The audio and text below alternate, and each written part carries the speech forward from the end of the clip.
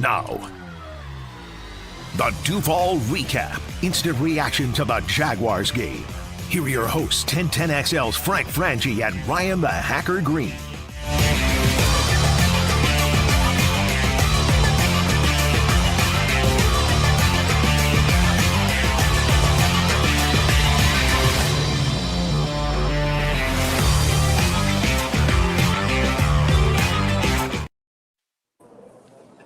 And welcome into the Duval Recap on the 1010XL social media platforms. The hacker Ryan Green, joined by the play-by-play voice of the Jacksonville Jaguars, Frank Frangie. Jacksonville just loses a late fourth quarter lead. Buffalo ices the game with a late game interception.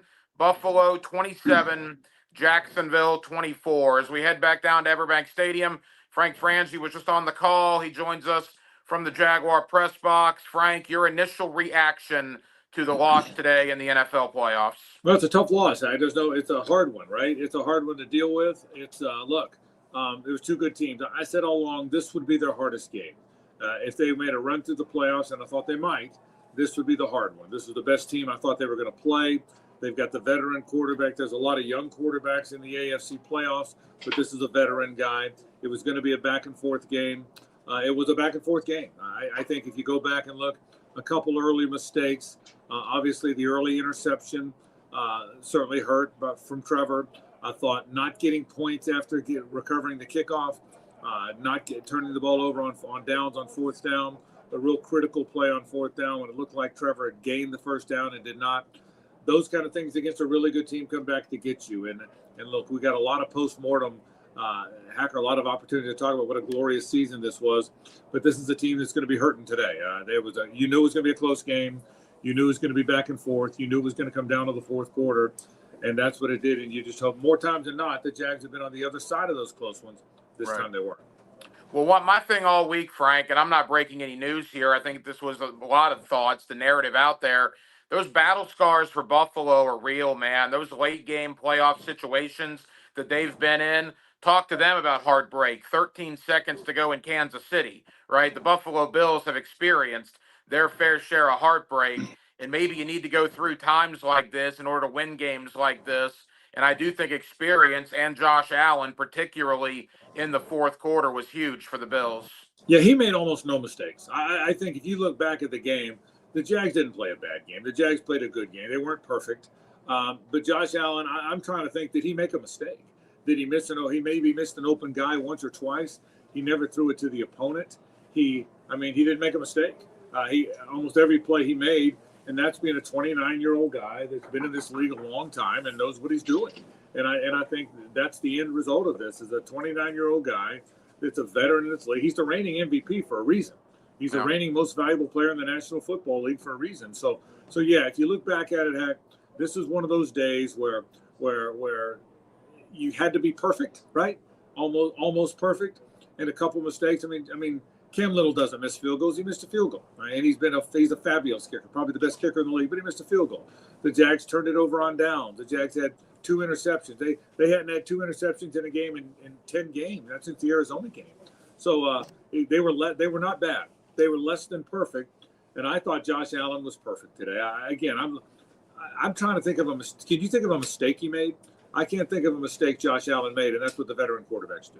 And he played hurt. He came in with a foot injury. He hit his hand on a helmet in the game. It looked like his knee got almost hyperextended on the touchdown run. He battled through it. Josh Allen proved today why he is probably the best quarterback in the National Football League. I want to go back to a couple of critical points in today's game, Frank. Again, Frank Frangie, Ryan the Hacker Green with you, the Duval Recap on the 1010XL social media platforms. You alluded to it earlier. I was very against it, and I said so before the play happened, going forward on fourth down. Frank, I think when you get a fumble on the kickoff, you take the points. The worst thing that happened there was Jacoby Myers comes up a yard short. And look, Liam Cohen, for better or worse, is going to go for it on fourth and short. He's proven that all year. I've been a fan of some. I haven't been a fan of some. I really thought you should have taken the points there to go up 10-3. Yeah, I didn't feel that way because that's why they got here. They got to 13-4, the second best record in the history of this franchise. by following his directive and his personality and what he does. And I think the reason they're so good is because he knows when to take chances and when not to. They're not all going to work out.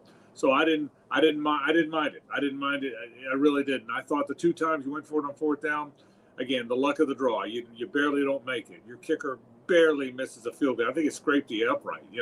I just think it's one of those games that you were a little less than perfect. The 2 interceptions are probably throws Trevor wish he had back. He didn't see the linebacker on the early interception, and then Tre'Davious White had really good coverage. Cole Bishop picked it off, and White had really good coverage at the end. But listen, you got here, and I'm not trying to be a homer here because I hear your point. I get it, and it's a fair point. But my opinion is you got here because Liam Cohen knew when to take those chances, and they're not always going to work out. So I didn't mind, given the circumstance, I didn't think you were going to beat the Buffalo Bills kicking field goals. I thought you had a chance to put a foot on the throat. So I probably disagree with you. It didn't work, but I probably would have gone for it there too. Frank, Jackson Smith and Jigba did not come Jackson Smith and Jigba before he did become him, if you get my drift. Amon-Ra St. Brown was not Amon-Ra St. Brown until he turned into Amon-Ra St. Brown. Are we seeing something similar with Parker Washington? He's a really good player, man. I think, yes. I don't know that he's as fast or explosive as those guys. He certainly is as good. His make or miss is certainly as good. His catching balls and in crowds he's as good as anybody at that. So to your question, yes, he's been the star of every game. It looks like. I think the bigger question is, or the bigger answer to that is, Hacker, we're seeing the rotation develop. Okay, Marvin Harrison was good, but he was good because Reggie Wayne was out there and Dallas Clark was out there and Edgerrin James was on the field with them. And not that they all wouldn't have been good individually, but together, that was a special group. I see more of that here. I see Parker Washington evolving. Jacoby Myers is a really good player and catches the ball in the middle of the field. Brian Thomas Jr., don't give up on him, man. He made some big plays today. The touchdown catch was a hard catch he caught in his hands. Brenton Strange is evolving as one of the best tight ends in the league. That's what I see. So, yeah, your point about Parker Washington's a good one, and I agree with it. But I think what we're seeing is we know who the 3 receivers are now. We know it'll be interesting to see how that affects what they do with Travis Hunter moving forward, right? But I think there's a special rotation there. Listen, this one hurts, man. This one hurts, okay? There's no getting around it. This one stings. It's the play-by-play voice of the team. I had a whole month planned, bro, So this one hurts for all of us. But when you get beyond the hurt, because, see, that's football. There's no 4 out of 7 in football. There's no best 2 out of 3 in football, right? One and done. It's the beauty of the sport. It's also what's tragic about the sport. But when we can get beyond the hurt of what today is, and that'll be a few days, I think the foundation in the future could not be brighter because of young players like Parker Washington and others like him that have found their way and their place here in Jacksonville. Frank, how much did they miss Cole Van Lanen today at left tackle? I'll say this. There was never a time that I thought they couldn't handle Rousseau or Bosa. I can tell you, I think I called Bosa's name one time today, and that was on the little run to the left with Travis Etienne. I think it was Travis Etienne. Might have been maybe it's Parker Washington. That's the only time I called his name once. I think I called Rousseau's name twice, and it was tackles down the field. So I think Cole Van Lanen's a good left tackle. But I think Walker Little did okay. He had a few false starts, but I think he did okay. They've built a 6 or 7 or 8-man rotation. It's pretty good. It's pretty good. I can tell you they love this guy, Jonah Monheim, the rookie center who's going to play some for him in the future. I think they feel like Cole Van Lanen, it was plug and play. He was ready to go. I think they feel like Wyatt Milam, he's been hurt a lot of the year. But now that he was healthy, he's ready to play. So I think again, I'm kind of giving you the same answer I did the Parker Washington answer. I think they've built a foundation with a little bit of depth. And I think they like what they're going to have going forward. So I don't think they lost the game because they didn't have Cole Van Lanen. He's a good player. He might be their left tackle going forward. He also might be their right tackle going forward, and Anton Harrison moves to left tackle. But that's a conversation for another day. I don't think they lost because of him. I don't. Defensively, they take the lead twice in the fourth quarter. The defense cannot stop Josh Allen on the ensuing drive both times. Look, I'm not in the business of singling anybody out, but just the online reaction, the Jaguar fan reaction. I know you haven't seen a lot of it because you were literally calling the game 20 minutes ago. Probably wasn't the best day for Greg Newsome in the secondary. Yeah, he certainly is the guy that I think blew the coverage on the big play at the end of the game. The big play down to the 20-yard line. It looked like they blitzed. It was an all-out blitz, so you're in man.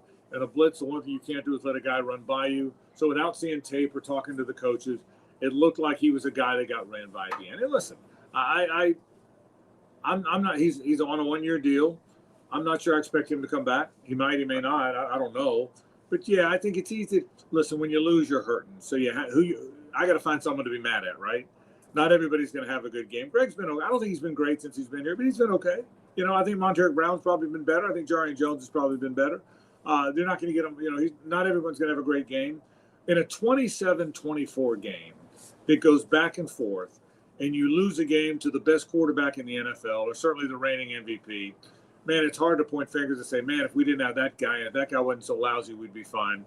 And I understand fans are angry. I get it. I haven't been on Twitter. That's not really my thing, to go see who fans are mad at. But it was I think the Bills won the game because they had Josh Allen. I don't think the Jags lost the game because they had this guy or that guy or didn't have this guy or that guy. I thought Josh Allen was fantastic. I thought he was fantastic today. It was a similar vibe that I got to watching Mahomes and other guys when they're really in an element. And I got a hunch Josh Allen's going to be playing in Santa Clara. I felt like all along the winner of this game, I thought it'd be the Jaguars. I thought the winner of this game would be playing the Rams or the Seahawks in Santa Clara. I've said that on my show, Hack, and I still feel that way. I kept saying the Jaguars. I thought they were going to win the game. But I think the Bills are going to be a tough out for anybody. With all these other young quarterbacks, other than Aaron Rodgers, a bunch of young quarterbacks playing in the AFC playoffs, I think the Bills are going to be a tough out. Frank, as we begin to wrap up, Trevor Lawrence had the early pick.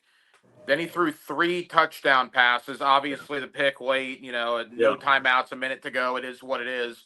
What was your overall thought on the way Trevor Lawrence performed? I think Trevor Lawrence had a magnificent year and a really good second half to his season. I think that's what really stood out is the way the run hacker that he has gone on, the way he has played at the end of this season, I think has been fantastic. I thought today he was okay. I thought the first interception, there was a linebacker he should have seen. Okay, look, you're going to throw some interceptions. What's made Trevor so good is Liam Cohen telling him to let it rip, right? Don't get caught up in what goes right or goes wrong. Just go play, and that's made him fantastic as a runner, as a passer. You're not going to be perfect every game. You're certainly not going to be perfect if you've only played a handful of playoff games and hadn't played one for 3 years. So I thought he was okay. I thought Trevor made some really good plays today. I thought that the second interception, it was desperation time. You had to try and make a play. Tre'Davious Wright made a really good play on that. I thought early on in the game, the first interception wasn't great, but I thought Trevor was okay. I thought Trevor was good. I thought Trevor wasn't great, but I thought the touchdown pass, he threw a bullet. The touchdown pass to Parker Washington was a bullet. I maintain that he's got an arm strength and ability to run and athleticism, a skill set that very few quarterbacks in this league have. The guy they played against today had, okay? He has it, but there aren't a whole lot. I think to combine arm strength and to be able to drive it the way he does, to be able to throw the deep ball he does, and to be able to take off and run like he does, I think Mahomes can do that. I think Josh Allen can do that. I don't think anybody else can. Joe Burrow can't take off and run like that. Lamar Jackson wouldn't have made that throw in the back of the end zone today. I think Trevor's got a skill set unlike many others. So there were some downs at the beginning of the season. I thought he had a great second half of the season. They didn't lose today because of Trevor Lawrence. They lost today because they made a couple uncharacteristic mistakes, including a missed field goal, an interception early in the game that I guess was Trevor had that interception. But they lost today because they couldn't stop the best quarterback in the National Football League, and a lot of teams are going to have that trouble. Trevor put him ahead twice. He put him ahead twice. The defense couldn't get the ball, couldn't get them stopped after they took a lead. Frank, final thought. I agree with you. The postmortem by Wednesday or Thursday, you kind of shake the cobwebs out. I think it'll be a really interesting assessment of where this team was last year compared to where they were now. I will tell you this, though. Little Hack was pretty inconsolable 20 minutes ago. That was rough. I get it. As a father. I told him, and, I know it's a trendy thing to say, but I told him, don't be sad that it's over. Be glad that it happened. Yeah. Because you go from 4 wins to 13 wins. You win your 5th division title in franchise history, host only your 3rd playoff game this century. This is going to suck for the next 72 to 96 hours. Locker clean out, the whole 9 yards, it's going to be rough. Thursday or Friday roll around, I think most fans at that point will wake up and say, man, what a season, and they cannot wait for 2026. Well, that's the thing. The last thing you said. Yeah, it's a great season, but what does it mean now that you didn't win? Well, in this case, and maybe we thought this after 17, maybe we thought it after 22, but I mean, I called all those games too, and I don't remember. Maybe I'm having some recency bias here, Hack, but I don't remember being this confident, this assured, this excited about the next year of those 2 years. Maybe I wasn't. I just don't remember. You know what I mean? Maybe it's because it's today, and I'm locking into today. But I think this future is really there. Look, let me tell you the reality. There's 31 teams in the National Football League for whom the end of the season is going to suck. Right? That's just reality. One's going to hold the trophy in Santa Clara. The other 31 are going to hate the way it ended. I mean, that means lousy teams like the Jets and others that are hated the way it went the whole year. That means teams like the Jaguars were pretty dang good, but hated the way it ended at the end. This wasn't they didn't get to the playoffs and lose 41-10 and look, oh boy, they're far away. They got to the playoffs. It was a one-possession game. It was a fourth quarter game. It was the last 2 minutes game, and we all expected that. Didn't you expect that? I didn't know who's going to win, but I don't know anybody that didn't expect a game to come down to the closing minutes, and it came down to the closing minutes. And Josh Allen, who lost so many games to Patrick Mahomes in similar settings, well, now he won one against a young quarterback who at one point is going to be the one who wins those. So this one hurts. And this one hurts because we all had our plans, and you don't get many chances to feel as good about your team as you did this year. But I think it's built.